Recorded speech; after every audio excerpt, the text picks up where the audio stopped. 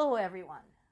So, not surprisingly, most of the news networks covering the war in Ukraine are abuzz with President Biden's announcement that Ukraine will now be allowed to use long range missiles inside Russian territory.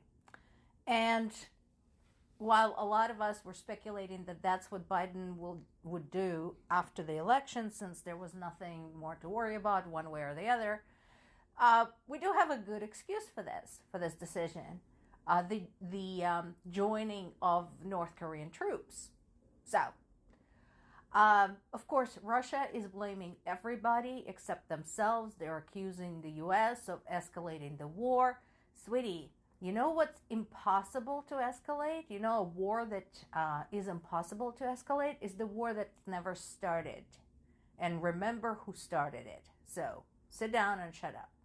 Not surprisingly, one of Putin's pals, Erdogan, is yet another peacemaker, quote unquote, suggesting a peace plan.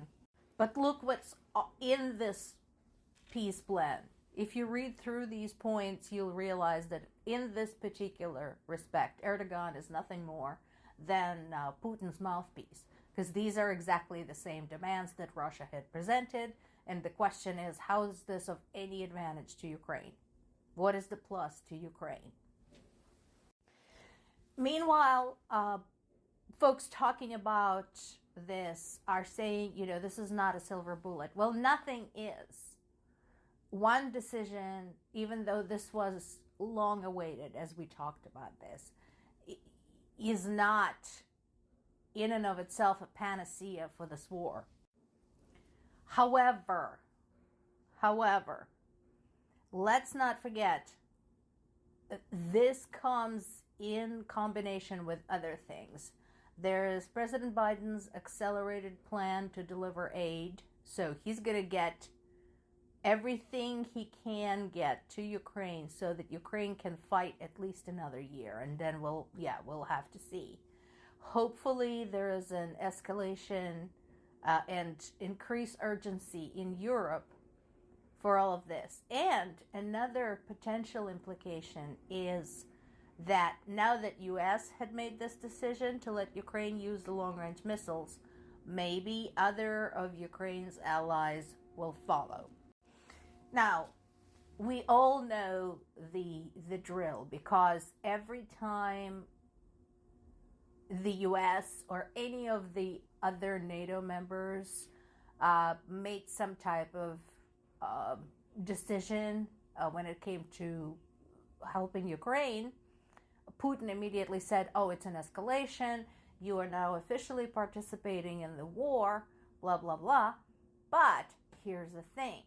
As of right now, over 1,000 days into this war, despite all of Putin's accusations that it wasn't really Ukraine that he was targeting, but NATO, because NATO is the aggressor and so on and so forth, despite the fact that Ukraine is not a NATO member, there is no credible evidence from any reputable source of any presence of any NATO military anywhere in Ukraine. So unlike the brazen display of North Korean participation on the Russian side, you don't see NATO soldiers unloading and traveling to the front lines in Ukraine. There are NATO trainers, but if you recall, Ukrainians were trained abroad. They were trained in France, I think, and in Germany. There are charitable organizations like World Central Kitchen, thank God for them, the Doctors Without Borders, but that's not NATO. So, as of right now, for all of Putin's posturing, he has no tangible proof of any kind to say with any certainty, yes, there are NATO troops helping Ukraine. And the fact that NATO nations have been helping Ukraine by supplying weapons and other material, that hasn't been a secret to anyone for ages. So what are we talking about specifically when it comes to this decision? we're referring to the ATACMS missiles.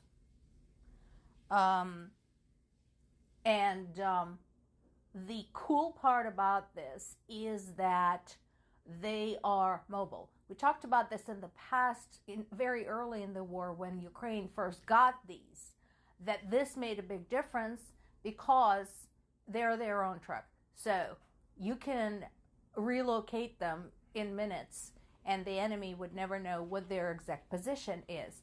So they can try tracking them by the route that projectile takes, but that doesn't guarantee it's going to still be sitting there waiting for them to strike back. So this really is a big advantage, even though, as I said, it is not an end-all be-all. It is not a fix-all. And then, of course, there is the symbolic meaning of this, because as Ukraine had rightly pointed out, they were hamstrung by the restrictions. So the fact that the restriction has been removed is, to people of Ukraine, a very hopeful sign. And I was hoping that President Biden will do the right thing in his lame duck session, and he did. So this means a lot to everybody who cares what happens there. We'll see how it goes. What hopefully will happen is that in addition to this decision to use ATACMS in Russian territory, that we'll also get more of them. That would be super helpful, because remember, we've been asking for the permission for about 1.5 years now. So a lot of them got taken out in the meantime, even though Ukrainians have been very, very good taking care of the foreign equipment. But war is war. So we'll see what happens next. I'm hoping this makes a bigger difference than people expect. Ukrainians so far had demonstrated their ability to do more with less. I mean, look what they were able to do already with their own homemade drones that they sent out into Russia. So let's see what happens next. Let's treat this, as I always say, as a developing story.